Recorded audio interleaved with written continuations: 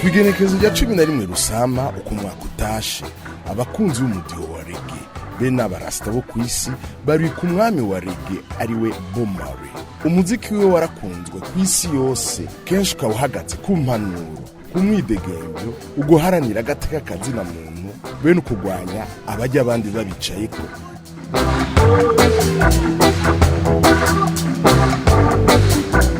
Abarasta baharanira umwidegemvyo no kugwanya wa mugwanizi Babylon.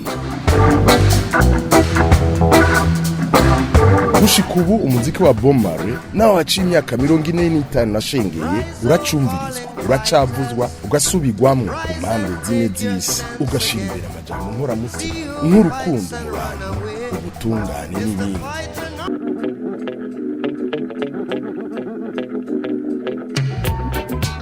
Bob Marley mu gihe ariko araha ikiganiro abamenyesha makuru yagize ati nezerewe ubuzima bayemo, ati ntukitabe uko utitwa, ati umuziki ushobora gutuma umuntu agira umwidegenzo ni ukugumwumviriza gusa, ati ntugahambe ivyiyumviro vyawe vyiza, indoto zawe uzigira ukuri.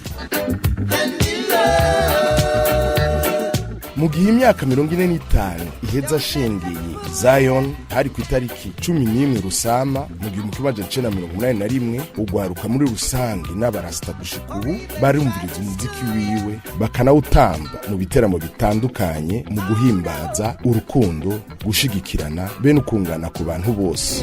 Africa Unite, Africa United, Isanganiro.